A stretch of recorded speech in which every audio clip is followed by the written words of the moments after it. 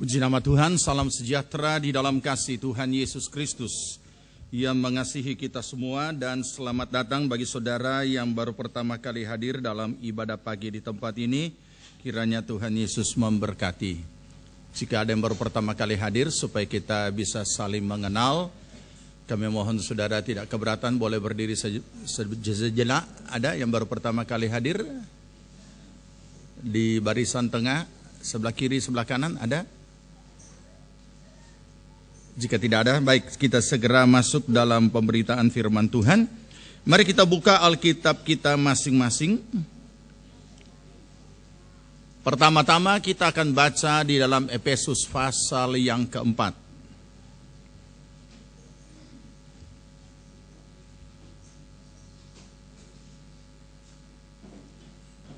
Efesus pasal yang keempat ayat 27. Jika saudara sudah temukan, mari kita segera akan baca firman Tuhan. Kita sambut firman Tuhan dan kita akan baca bersama-sama. Efesus pasal yang keempat ayat 27. Efesus pasal 4 ayat 27. Oke, kita baca demikian. Pembacaan kita yang pertama dan kemudian kita lanjut dengan di sebelahnya Efesus pasal 5. Efesus 4 ayat 27 demikian, dan janganlah memberi kesempatan kepada iblis.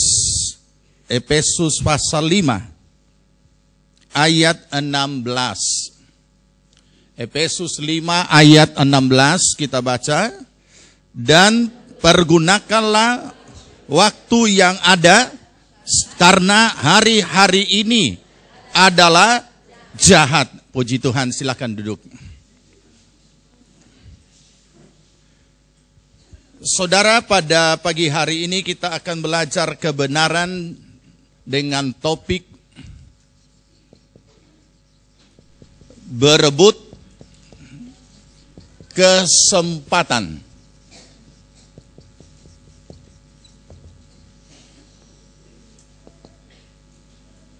Minggu yang lalu secara khusus kita juga sudah belajar kebenaran firman Tuhan dari hal iman dan kesempatan, atau juga dalam hal kesempatan yang hilang.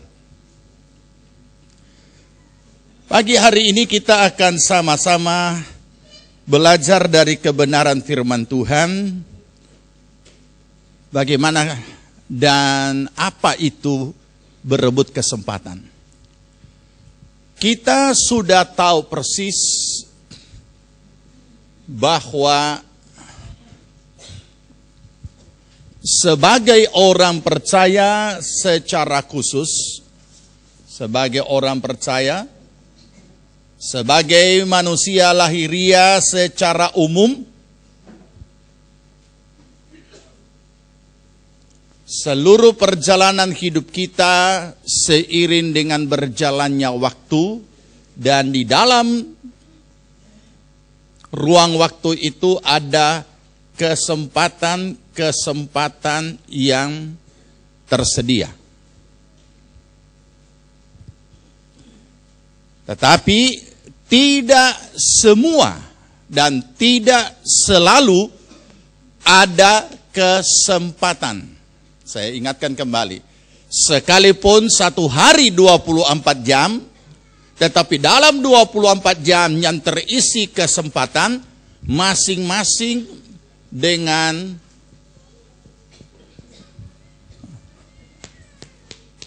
kepentingannya sendiri dan peristiwanya sendiri. Jadi berbeda. Itu sebabnya kita tahu secara hari-hari ada makan pagi, makan siang, makan malam. Walaupun setiap saat bisa makan, dan ada waktu yang tersedia. Itu sebabnya ada saat kita istirahat, ada saat kita bekerja, ada saat kita mengadakan perjalanan. Jadi masing-masing ada peristiwa-peristiwanya. Nah, saudara yang dikasihi Tuhan, Kita pasti masih ingat firman Tuhan yang kita baca dan pelajari pada minggu yang lalu.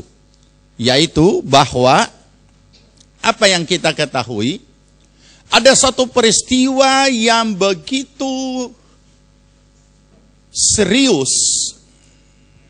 yang telah mengubah, kalau saya pakai bahasa umum, telah mengubah nasib hidup seseorang untuk selamanya di dunia ini, yaitu Esau, yang menjual hak kesulungannya hanya dengan sepiring makanan. Bisa saudara renungkan ini? Sehingga Alkitab berkata Esau mempunyai nafsu yang rendah. Masa depannya ditukar dengan sepiring makanan. Itu sangat rendah. Ya, tidak ada nilainya hidupnya. Kemudian akibat daripada itu, seluruh masa depannya hancur.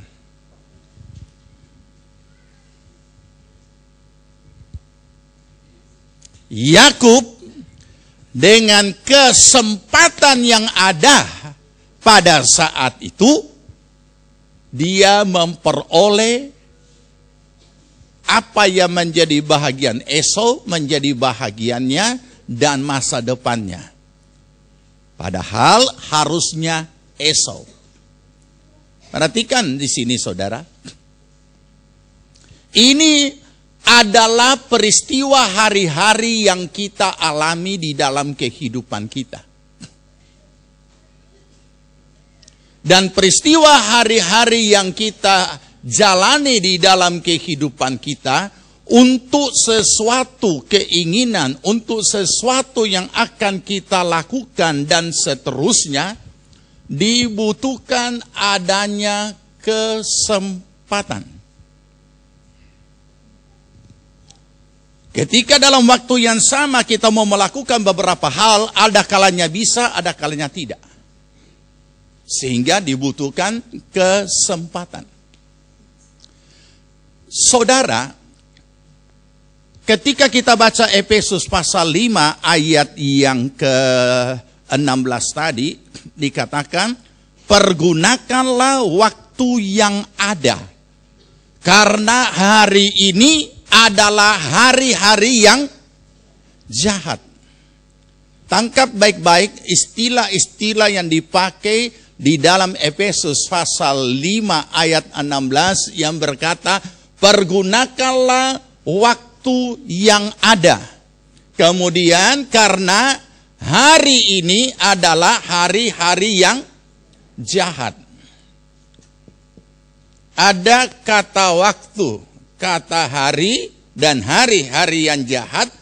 Efesus pasal 4 ayat 27 tadi berkata, jangan beri kesempatan kepada iblis.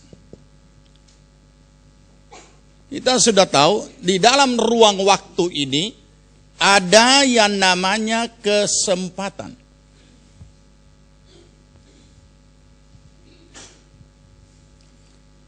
Sekalipun iblis dengan begitu gencar untuk mau membinasakan kita, tapi dia harus cari kesempatan.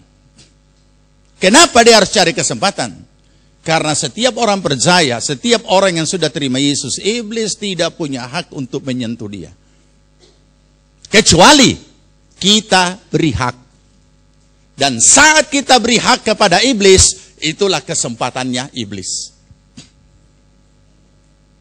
Apa artinya kita memberi hak kepada iblis? Sederhana. Sering diistilahkan secara istilah pelayanan, memberi celah kepada iblis. Memberi kesempatan kepada iblis. Memberi pintu masuk dan lain sebagainya. Nah, saudara, jadi mari kita perlu memahami kebenaran ini dan tidak bermain-main dengan waktu. Karena kesempatan itu ada di dalam ruang waktu. ketika kita terbiasa bermain-main dengan waktu, maka kesempatan yang ada di dalam ruang waktu itu akan lenyap. Apa artinya bermain-main dengan waktu? Menyia-nyiakan waktu di dalam ruang waktu yang ada pada kita, di dalam kehidupan kita. Bagaimana yang dikatakan menyia-nyiakan waktu yang ada di dalam ruang waktu ini, sehingga kita kehilangan kesempatan yang ada di dalam ruang waktu ini?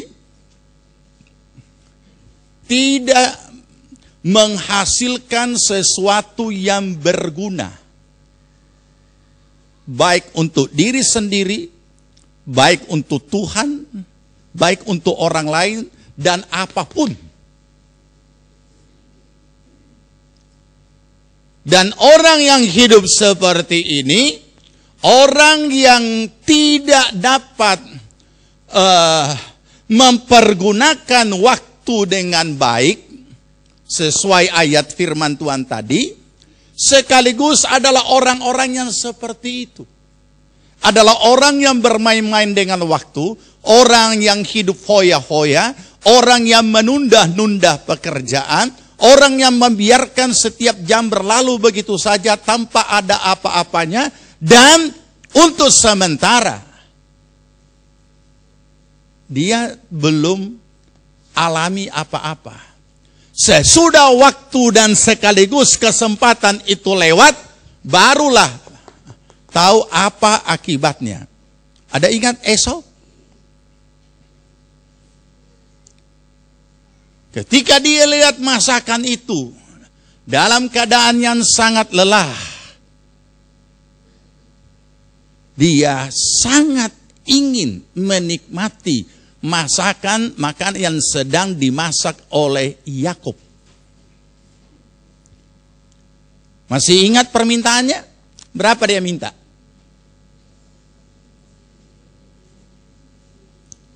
Cuma ujung sendok. Berilah aku sedikit untuk menghirup. Dia tidak minta satu piring. Dia tidak minta satu sendok. Hanya untuk menghirup.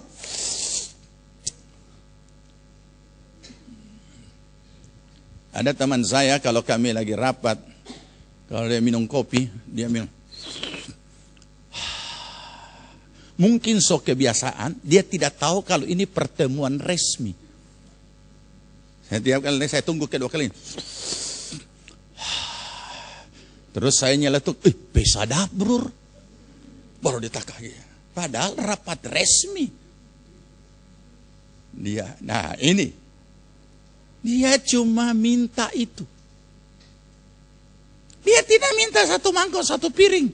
Apalagi satu loyang, tidak. Makanya Alkitab mengatakan ini nafsu rendah. Berikanlah semua yang kamu masak itu. Tidak. Berikanlah aku sedikit untuk aku hirup. Dia tangkap, Yakub tangkap. Oke. Jual dulu hak kesulunganmu. Nah, saudara, di saat dia duduk menikmati itu masakan, mungkin juga sama nikmatnya seperti yang saya peragakan tadi.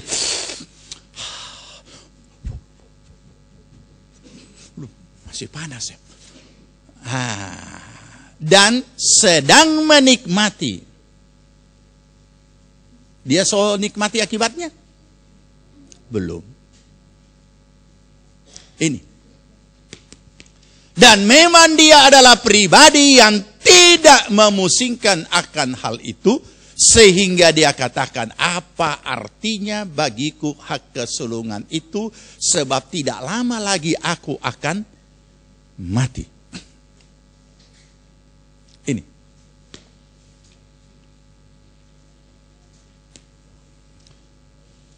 Saya ingin membagikan kepada saudara untuk lebih memahami. Saya ada beberapa kali diminta untuk mendoakan setiap satu pengusaha yang punya perusahaan Setiap buka cabang saya diundang untuk meresmikan. Atau bukan meresmikan, mendoakan. Ya, sesudah penguntingan pita dan sebagainya, saya berdoa. Karena sudah begitu akrab, sehingga banyak hal-hal yang saya tahu di dalam perusahaan itu, sekaligus ketika ada masalah-masalah, saya dimintakan pendapat atau nasihat. Jadi ketika merekrut karyawan, saya juga hadir. Jadi baru-baru saya ke Jakarta untuk hal tersebut. Dan perusahaan ini yang baru dibuka, dibutuhkan tenaga kerja. Yang melamar langsung 23 orang. Dan khusus bagian HRD atau bagian pengembangan SDM itu yang mengetes mereka. Setelah dites, hanya 10. Dari 23 dicari 10.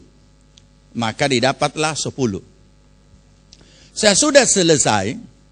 Kemudian berikutnya ada 2 orang lagi yang secara pribadi ingin melamar.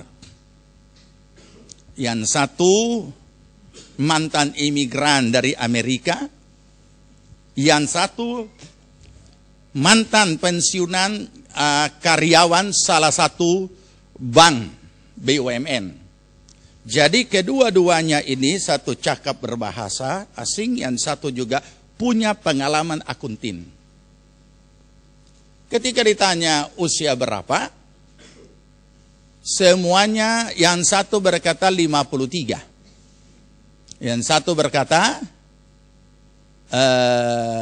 52, kurang lebih sekitar itu.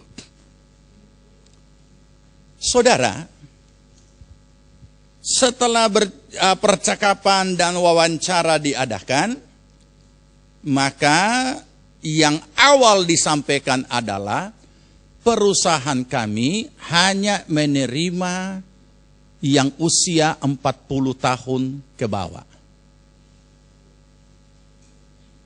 Itu sudah komitmen. Jadi di dalam perusahaan itu dari lantai 1 sampai lantai berikutnya ke atas, semua penuh dengan anak-anak muda. Ada yang masih 20-an lebih, yang manajer, ada yang direktur, semua anak muda. Jadi tertua adalah 40. Terus kemana ini? Saya ambil hikmahnya. Saya baru ingat, minggu lalu saya baru khotbah tentang kesempatan dan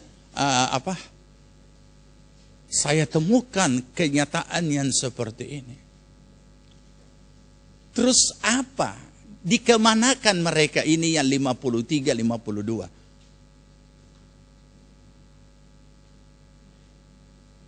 Nah, kenapa? Jadi kondisi seperti ini kita memahami. Sekarang saya tanya, apakah 2 orang ini tidak punya waktu? Dia masih hidup di dalam ruang waktu.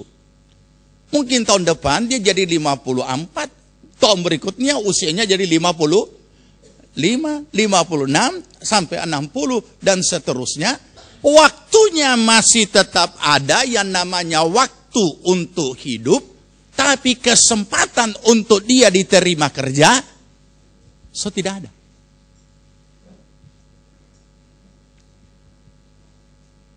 Ini, saudara. Ya, jadi di sini kita dapat memahami apa itu kesempatan. Waktu tetap masih ada karena kita masih hidup, tapi kesempatan tidak ada. Dan 2 bapak-bapak ini apa boleh buat, dia harus menerima kenyataan itu. Kami di sini mohon maaf, hanya memakai usia tertua 40.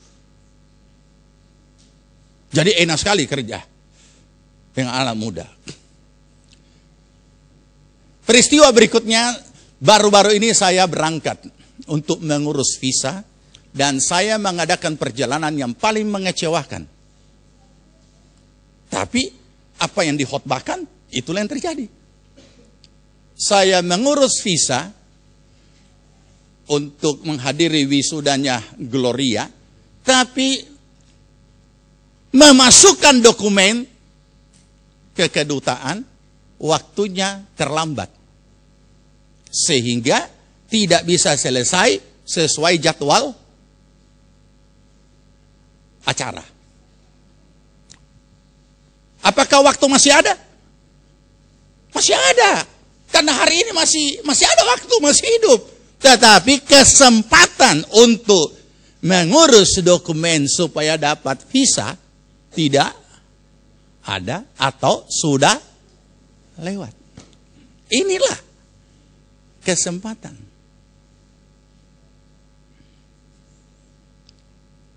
Kemudian saya sampaikan supaya dia tidak kecewa, saya sampaikan duduk persoalan, oke, dia bisa terima. Dan saya tanya, bagaimana? Oh, sekarang lagi magang. Ya, lagi magang karena dia lanjut S2, lagi magang. Saya terus tanya, kamu di mana? Oh, ini.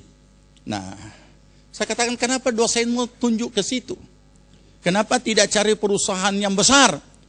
Oh, dia bilang, dosen saya sudah tahu saya punya keadaan, jadi dia cocok untuk di situ, direkomendasi untuk magang di situ. Saya bilang, kenapa? Oh, kita di sini semua anak-anak muda. Saya punya bos umurnya 25.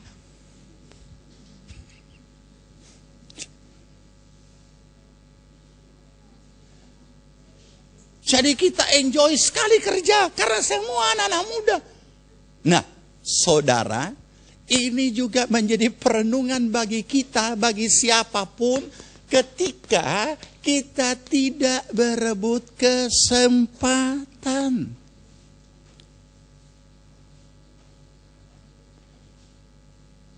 Waktu tetap ada 1 hari 24 jam, tetapi kesempatan yang ada di dalamnya bisa hilang. Orang bisnis istilahkan peluang. Peluang-peluang yang ada di dalamnya bisa hilang. Terus dari ayat yang kita baca tadi, kita berebut kesempatan dengan siapa? Kita berebut kesempatan dengan siapa? Jangan main-main. Bukan kita saling berebut kesempatan, bukan. Lawan yang kita sedang saling berebut kesempatan ini bukan manusia, kata Alkitab. Iblis. Jadi saudara, makanya dikatakan waktu ini adalah hari-hari jahat. Makanya pergunakanlah waktu yang ada.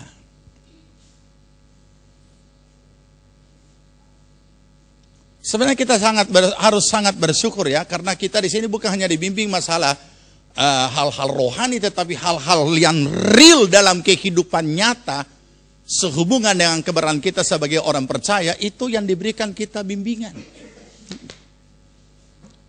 Dan jangan lupa pada suatu ketika bukan cuma masih ada atau masih akan ada atau mungkin lain waktu, tetapi kita tahu pada satu ketika kesempatan itu akan berakhir ketika seseorang sudah mati. Dan kesempatan berakhir, walaupun Alkitab mengatakan umur manusia 70 tahun, tetapi setiap saat kita tidak tahu kapan kita selesai di dunia. Tidak semua orang meninggal 70 tahun. Ada yang masih muda. Ada setengah umur atau setengah abad. Ada yang sangat lanjut usia. Satu saat saya melihat berita dan ditayangkan wanita tertua di dunia. Ada di Jepang, mungkin pernah lihat ya. Usianya 115 tahun, pada tanggal 5 Maret yang lalu dia ulang tahun. Saudara, saya kemudian selalu teringat ucapan-ucapan ulang tahun. Selamat ulang tahun. Apalagi lanjutannya? Semoga panjang umur atau umur panjang. Kemudian kita ingat juga nyanyian ulang tahun. Itu ada 2 nyanyian yang selalu dikasih medley. Happy birthday to you. Selamat hari. Nah, kemudian disambung dengan apa? Panjang umurnya, panjang umurnya, panjang umurnya. Siapa di sini yang mau umur panjang sampai 115? Saudara pernah lihat itu di televisi baru-baru hari lalu? Itu satu ibu di kursi roda, DP muka sudah. Ini tabembeng, ini tabembeng, ini tabembeng. Aduh, sayangnya saya tidak, nanti saya tayangkan. Kenapa kok ingat ini tapi tidak ada tayangannya? Aduh, menakutkan. Sekalipun 115 tahun, tapi sudah tidak. Memang dia tidak, artinya 115 tahun dikasih pakai bibir merah di sini, dihias, tapi ini satu bembeng. Nah, mari kita renungkan, dia masih umur panjang, memang panjang, masih panjang waktunya. Ada orang yang sampai sekian itu. Begitu lihat ini, aduh. Tentu saudara akan berdoa, dijauhkan Tuhan kiranya. Begitu saudara berkata dijauhkan Tuhan kiranya, kalau begitu mari juga pulang ke sorga. Tentu saudara tidak, jangan dulu Tuhan. Nah saudara, jadi kita perlu menyadari ini. Kita berebut kesempatan bukan dengan manusia. Iblis. Sedangkan ketika iblis melakukan itu, kita sudah tahu apa yang ditulis di dalam Yohanes pasal 10. Pencuri datang, ayat 10, hanya untuk membunuh, mencuri, membunuh, dan membinasakan. Jadi kita sudah tahu bahwa iblis ketika mencari kesempatan untuk menyentuh kita, dia hanya mau merusak segala sesuatu yang ada pada kita sebagai orang percaya. Bahkan ujung-ujungnya supaya kita binasa. Terus bagaimana bisa seperti ini? Tidak usah terlalu jauh. Kita sekarang sesudah bicara iblis di alam roh, kita lihat di dunia nyata. Kita tahu persis apa kata firman Tuhan tentang keberadaan orang percaya. Yang bukan ekor tetapi kepala, bukan turun tapi terus naik. Tetapi mari kita renungkan. Kenapa justru yang kita lihat sebaliknya? Kenapa tidak semua orang percaya adalah kepala? Tidak usah jauh-jauh, saya ingin tanya kepada saudara yang sedang kerja, bos saudara orang apa? Orang percaya?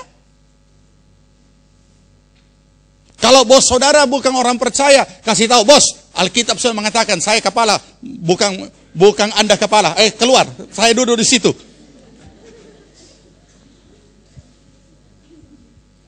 Saya kadang-kala seperti perkataan Paulus mengatakan, aku cemburu kepadamu dengan cemburu ilahi.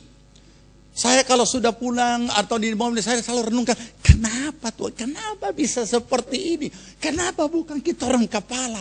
Kenapa kita orang kerja kepada orang yang tidak seiman? Bahkan kami ini adalah bawahan. Tapi anehnya begitu dia dapat bos orang seiman, oh dia bilang Raja Lela, dia pikir, sama-sama kok kita orang satu gereja. Nah, kenapa? Apakah firman Tuhan keliru? Tidak. Kesempatan ini kita berebut. Perhatikan itu. Itu sebabnya mengapa firman Allah berkata, jangan beri kesempatan kepada iblis. Seringkali ayat ini kita baca dan kita pahami hanya untuk supaya jangan buka celah, jangan buka celah. Ini bukan hanya masalah celah. Masalah kita tidak membuka celah itu adalah bagaimana menjaga pertahanan rohani kita supaya kita tidak sebenarnya gampang untuk menjaga supaya tidak terbuka celah. Nah, saya kasih contoh. Nah, ini saya ingat lagi. Setiap kali saya, selama ini, kalau saya bertugas ke Surabaya, sangat bersyukur karena beberapa teman memberikan fasilitas. Kadang-kadang saya berpikir aneh ya, saya jemaat Palu 38 tahun jadi gembala, tapi saya di Surabaya itu tinggal di rumah orang lain, bukan rumah jemaat GPPS Palu. Minta maaf saudara, ini saya hanya merenungkan seperti ini. Saya pikir aneh ya. Setiap kali saya bertugas dari sejak di MP sampai sekarang, selalu tersedia segala apa yang saya perlukan untuk pelayanan. Suatu saat seorang pengusaha memberikan kunci dan kartu apartemen. Ini setiap kali Om datang, ini Om pakai. Jadi sampai saat ini ada di kantong saya apa nih?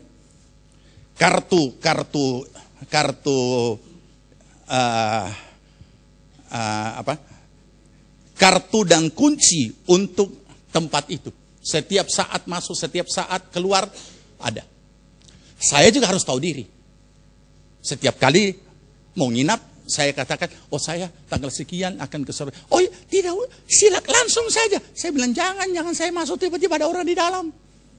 Saya harus pamit. Pakai saja, itu Om punya, pakai saja. Ada kendaraan yang tersedia. Dan mereka sudah tahu, kalau di kota besar saya tidak mau naik kendaraan yang manual. Stres. Tahan komplain dengan macet. Ini kadang-kadang so sakit, mesti tahan begini. Jadi mereka sudah tahu, jangan pakai itu, Om punya. Nah, saudara, kesempatan. Jadi kalau kita melihat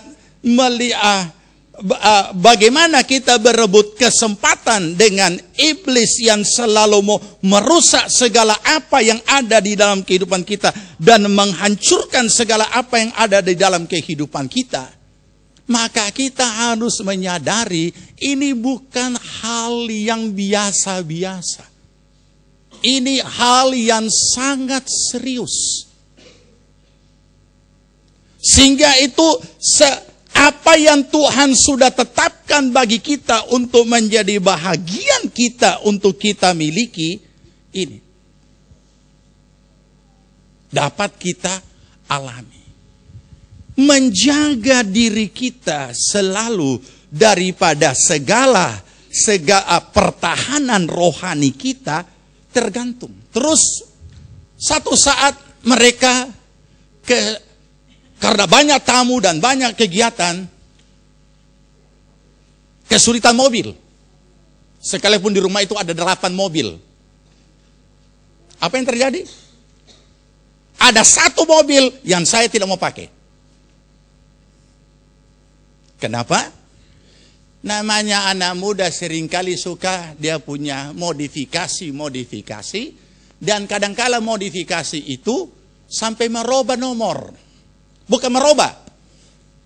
Nomor sekian, mungkin ada hal tentu. Nomor sekian dikasih jelas, nomor sekian dikasih hilang. Itu kan ada biasa begitu. Ada juga mobil yang biasa kita lihat di Palu. Dari jauh disorot, tulisannya DOA, doa. Begitu dekat, tidak berdoa. Kenapa? Rupanya dia punya D, dia kasih spotlight. Dia punya 0, dia kasih spotlight. Dia punya A, dia kasih spotlight. Jadi kelihatan dari jauh doa. Setelah dekat nomor paling. Jadi ini anak muda juga suka kasih. Saya bilang Om tidak mau pakai itu. Kenapa? Ini lebih baik dari itu. Saya bilang tidak. Ini celah. Maksudnya celah? Kamu masa tidak tahu apa itu celah? Ini nomor tidak benar. Nomornya benar. Nomor bukan dirubah. Tetap ada. Nomor lengkap. Nomor juga adalah nomor yang asli. Bukan palsu, tetapi dikasih variasi bagaimana sehingga hanya tampil itu nomor tertentu. Jadi dari jauh polisi minggir. Nanti dia lihat baik-baik, oh cocok. Sebenarnya saya tidak mau ditahan-tahan di jalan. Kamu tahu, sederhana. Setiap apa saja yang namanya pelanggaran itu adalah celah. Oh. Jadi jangan anggap remeh. Jangan anggap remeh ini nomor yang dimodifikasi untuk segala. Bukan, setiap pelanggaran adalah celah. Jadi sebenarnya gampang kita jaga, kita punya ketahanan ini. Jangan membuat celah, sederhana.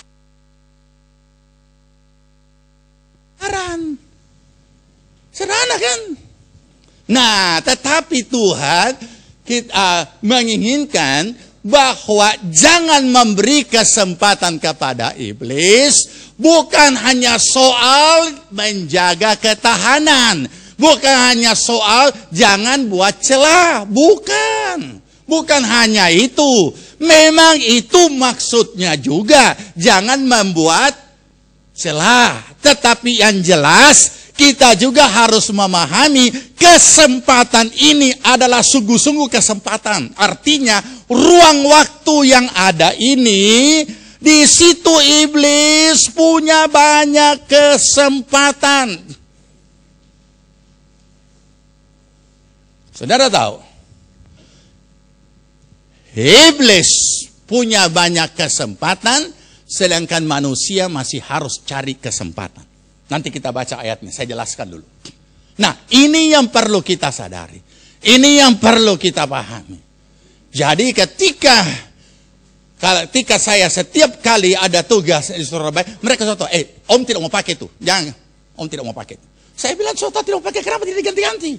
Nah, itu begitu anak muda kalau rasa asik kan. Oh ini, padahal untuk apa? DP nomor tetap nomor. Apa mau pakai DN1? Orang tetap tahu, saudara bukan gubernur, dan saudara bukan wali kota, saudara bukan bupati, biar pakai DN1. Atau DN-nya 100, nolnya dikasih hilang supaya kelihatan dari jauh.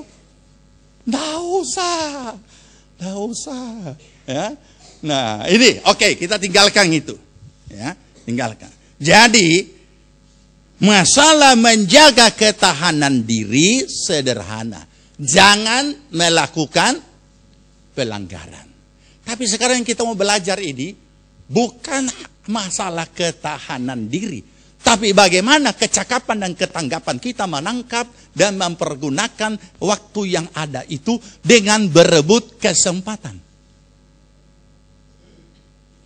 Saya tidak akan menjelaskan cara mendetail berebut kesempatan, tetapi hanya memberikan satu motivasi untuk kita memahami bahwa kita ini setiap hari harus berebut kesempatan.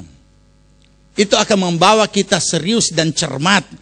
Sehingga kita akan ingat itu ayat yang ke-15 dari Efesus pasal 5. Perhatikanlah dengan seksama bagaimana kamu hidup. Berarti memperhatikan dengan seksama. Mana itu kesempatan? Mana? Ada saatnya ada kesempatan. Tapi ada saatnya kita harus cari kesempatan. Jangan lupa.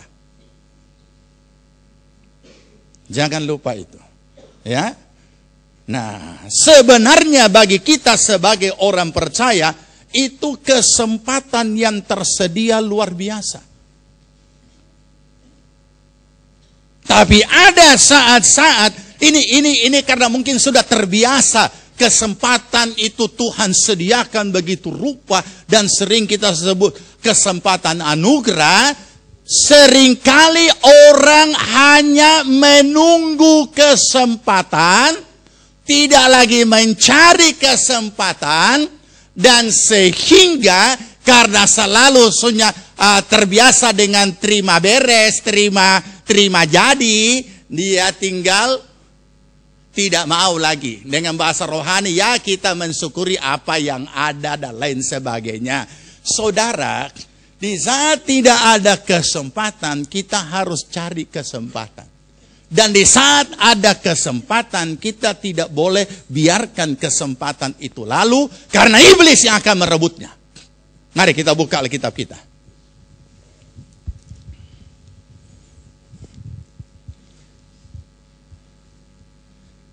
Kita akan baca Alkitab kita.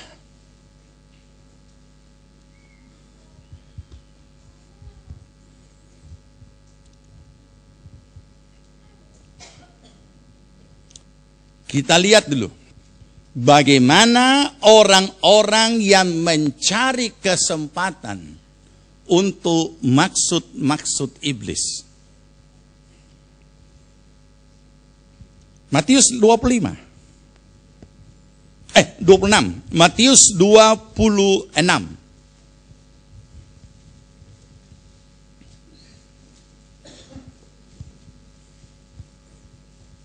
Matius 26. Sudah? Oke, ayat 15. Kita baca sama-sama. Sudah dapat? Kita baca. Ya, ia berkata, apa yang hendak kamu berikan kepadaku, supaya aku menyerahkan dia kepada kamu? Mereka membayar 30 uang perak kepadanya. Dan mulai saat itu siapa?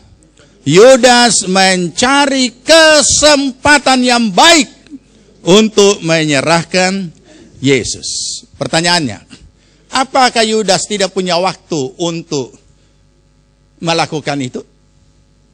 Ada. Sebab dia selalu bersama-sama dengan Yesus. Tiap hari, tiap saat ada waktu. Dia selalu sama-sama, dia adalah salah satu murid Yesus. Tetapi kenapa dia masih harus cari kesempatan? Ini menunjukkan bahwa kesempatan itu ada di dalam ruang waktu dan tidak selamanya ada. Kalau ada, itu harus segera dilakukan. Kalau tidak ada, harus segera dicari. Mulai saat itu, kapan? Setelah dia terima doi. Berapa? Cuma 30. 30 keping perak. Tidak banyak, saudara. 30 keping perak ini harga seorang budak yang paling murah. Dulu kan ada pasar budak. Ini juga sama. Kurang, ya beda-beda tipis dengan Esau. Hak kesulungan ditukar dengan bukan satu piring. Memang dikasih satu piring, tapi dia cuma mau apa? Cuma mau nyicip sedikit. Terus ini apa? Dia punya bos, dia jual dengan 30 keping perak. Kapan mulai dia cari jalan? Waktu so terima. Ini bukan panjar loh, bayar lunas. Ya, bayar ke muka dulu, bayar ke muka. Mulai saat itu ia mencari. Nah, di sini kita tidak bahas 30 keping peraknya, jualnya dan lain sebagainya. Sorry. Tapi di sini kita akan belajar bahwa sekalipun tiap saat dia ada waktu bersama-sama kumpul dengan Yesus, dengan murid-murid yang lain, tapi kesempatan menyerahkan Yesus dia harus cari. Untuk membuat kejahatan, dia harus cari kesempatan. Terus bagaimana dengan kita? Untuk melakukan kebenaran, untuk melakukan yang baik, apakah kita juga cari kesempatan? Seringkali kita salah ngomong. Kenapa tidak? Aduh sibuk, makanya kita tidak datang. Tidak ada waktu. Ada waktu. Kalau tidak ada waktu berarti dia so game. Ya toh? Aduh sibuk saya, tidak bisa ke kaum wanita, tidak bisa ke kaum bapak, tidak bisa remaja, tidak bisa. Aduh sibuk, kita tanya semua, sibuk kita tidak ada waktu. Waktu tetap ada, kesempatan baginya yang dia tidak cari. Nah, berikut. Kita buka, kita mundur. Ya maju. Markus 6. Markus pasal 6 ayat 21. Markus 6 ayat 21. Sudah?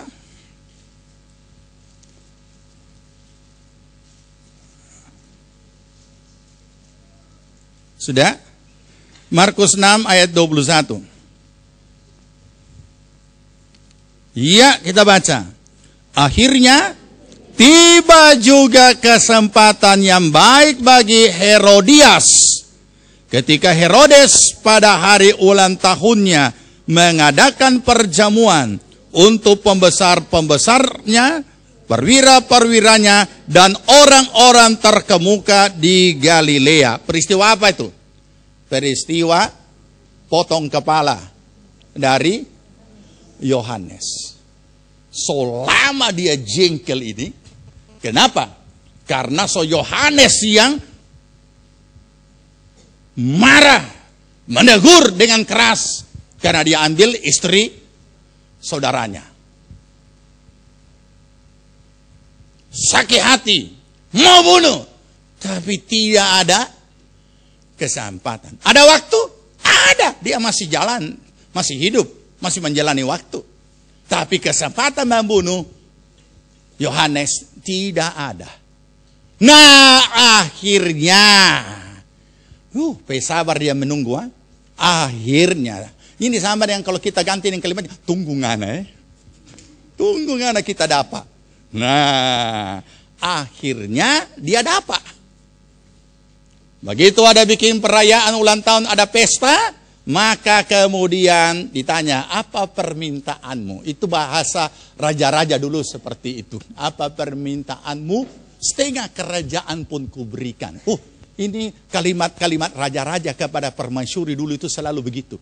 Kalau sekarang tidak ada. Nah, mana ada laki berkata, apa permintaanmu, hai Adinda? Setengah kuberikan kepadamu. Nah, atau seluruh kerajaan kuberikan kepadamu. Begitu. Tidak ada apa permintaan. Tidak usah terlalu banyak permintaan. Tidak ingat tuh ulang tahun yang lalu kita beli akan berlian. Mau ini sekarang minta apa lagi? Kalau bahaya kan? Belum baca cerita so ditoreba. Karena pasal tidak jadi. Nah, saudara, akhirnya tibalah kesempatan itu. Nah, saudara, dari sini juga kita belajar bahwa kalau Herodias itu tidak pakai kesempatan ini, niat jahatnya tidak terlaksana. Saudara bisa renungkan betapa cakapnya orang-orang jahat ini dengan ilham iblis mempergunakan kesempatan. Terus di mana kita punya kecakapan sebagai orang-orang percaya yang tahu ayat hari ini adalah hari yang jahat, pergunakan waktu yang ada, tapi ternyata dia masih tidur. Pergunakan waktu yang ada, ya duluan saja mam, nanti kita menyusul kebaktian. Begitu dia mau menyusul, dia lihat so jam 8:30, so habis puji-pujian. Aduh, bagaimana kalau kita masuk sendiri, orang nanti lihat semua. Nanti minggu depan tertunda, hilang kesempatan. Nah, mari ya. Apa yang seharusnya kita lakukan di dalam berebut kesempatan? Karena ini suatu istilah yang sepertinya perlu kita pahami. Kita buka Alkitab kita.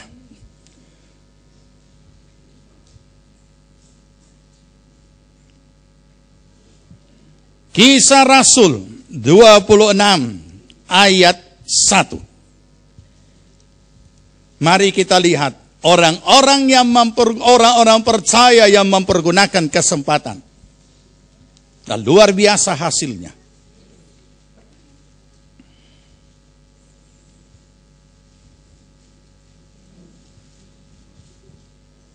Iya, sudah? Kisah Rasul 26 ayat 1. Baca sama-sama. Sorry. Kata Agripa kepada Paulus, engkau diberi kesempatan untuk membela diri. Paulus memberi isyarat dengan tangannya, lalu memberikan pembelaannya sebagai berikut. Itu baca di rumah pembelaannya apa isinya. Saudara, coba perhatikan ke depan. Engkau diberikan kesempatan untuk membela diri. Terus Paulus angkat satu kor. Yesus, kaulah pembelaku. Terus apa lanjutannya? Pada siapa aku harus takut? Yesus, kaulah perlindunganku. Ya, terus ku tak gentar menghadapi musuh. Paulus, kau diberi kesempatan untuk membela diri. Iya, Yesus, kaulah pembela. Inilah kelakuan daripada umumnya orang-orang percaya. Diberi kesempatan dia menyanyi. Diberi kesempatan dia membela diri, dia menyanyi. Terus kapan dia bela diri? Nah, kalau saudara baca itu kan titik 2. Pembelaannya sebagai berikut. Maka saudara akan menemukan luar biasa. Ini kesempatan yang Paulus pakai. Bicara, menjelaskan. Terus terakhir kita akan temukan. Nyaris engkau menjadikan aku orang Kristen.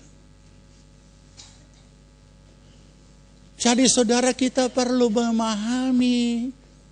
Di saat bahagiannya Tuhan menyediakan kesempatan. Tapi kita mau terima kelar. Berkatilah aku Tuhan. Yesus Tuhan, berkati saya. Kelak Tuhan berkati yang lain. Jangan lupa Pak kita. Ada kan? Beri saya. Beri saya juga. Ini kesempatan sudah ada diberikan. Silakan lakukan sesuatu. Kita tidak lakukan sesuatu, kita ganti pujian.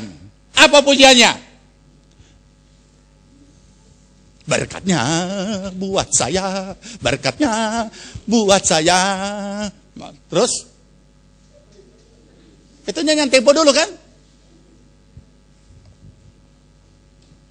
Jadi kita harus tahu kapan kita menyanyi, kapan kita berdoa, kapan kita kapan kita harus melaksanakan sesuatu. Baik siang atau malam, berkatnya buat saya. Tuhan bilang, berkatnya buat saya cuma ditampak. Lakukan sesuatu. Dia ganti lagi. Kelak Tuhan berkatilah. Iya, yang lain sudah. Sekarang ada giliran kita mau berkati. Sudah, kita sedia. Lakukan sesuatu. Begitu Paulus diberi kesempatan membela, langsung dia bicara. Dia bicara begitu tajam. Sampai pembesar dia bilang, nyaris engkau menjadikan aku orang percaya atau orang Kristen. Luar biasa. Nah, bagaimana? Tidak mau pakai itu kesempatan? Nah, lihat lagi. Siapa lagi yang diberi kesempatan? Ada kesempatan. 1 Korintus 16 ayat 8 dan 9.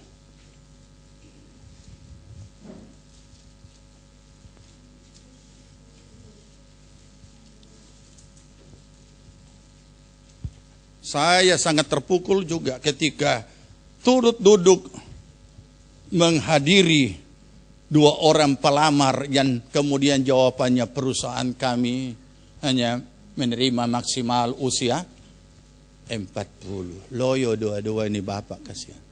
Padahal orang-orang pintar. Jadi saudara, ada waktu tapi tidak semua selalu ada kesempatan. 1 Korintus 16 ayat 8 dan ayat 9. Ya, tetapi aku akan tinggal di Efesus sampai hari raya Pentakosta, sebab di sini banyak kesempatan bagiku untuk mengerjakan pekerjaan yang besar dan penting, sekalipun ada banyak penentang. Mari kita renungkan. Saudara tahu, filosofi hidup di dunia sangat memahami ini. Pertanyaannya, kenapa semua orang harus mau pergi di Jakarta, ibu kota? Bintang film mau terkenal, penyanyi mau terkenal, jadi artis, dia mesti ke sana, ke kota besar.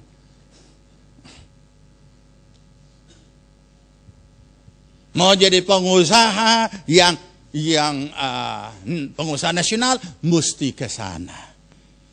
Sampai hamba Tuhan juga ketularan filosofi ini. Mau jadi hamba Tuhan terkenal, pergi ke kota besar, ke Jakarta.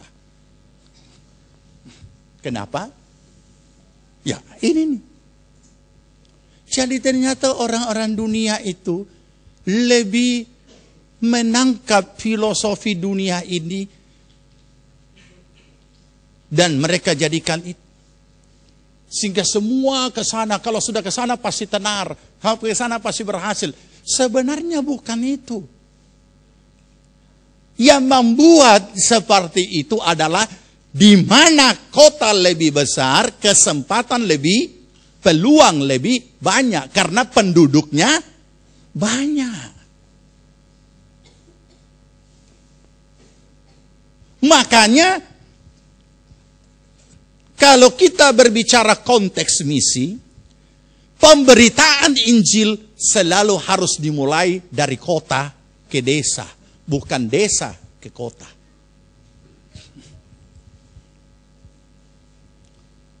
Apa sebab saya katakan kita punya keberadaan, letak pemerintahan seperti ini, memang orang akan ke sana. Ini secara duniawi orang akan ke sana, ke ibu kota. Kecuali pemerintahan, sistem pemerintahan ini berubah atau ibu kota pindah lagi di kota lain seperti yang santer kita dengar di berita, itu akan jadi lain lagi. Kota pemerintahan tersendiri, kota dagang tersendiri, kota bisnis atau kota bisnis dan lain sebagainya, itu akan berubah lagi. Para pebisnis akan menuju kepada pusat kota bisnis. Pada industriawan akan menuju kepada kota industri dan lain sebagainya. Karena sistemnya, sistem ketatanegaraan suatu negara berbeda-beda. Ada negara yang memang pusat pemerintahannya di kota tersendiri, pusat bisnisnya di kota tersendiri. Jadi tergantung keadaan kondisi itu. Makanya Paulus berkata ketika dia ada di Efesus, aku belum bisa ke Roma, aku masih akan tetap di sini. Sekalipun aku rindu untuk mengunjungi kamu di Roma, tapi aku masih akan tetap di sini. Sebab di sini ada banyak kesempatan yang besar. Ada banyak kesempatan yang besar untuk mengerjakan. Di sini ada banyak kesempatan untuk mengerjakan pekerjaan-pekerjaan yang besar. Nah,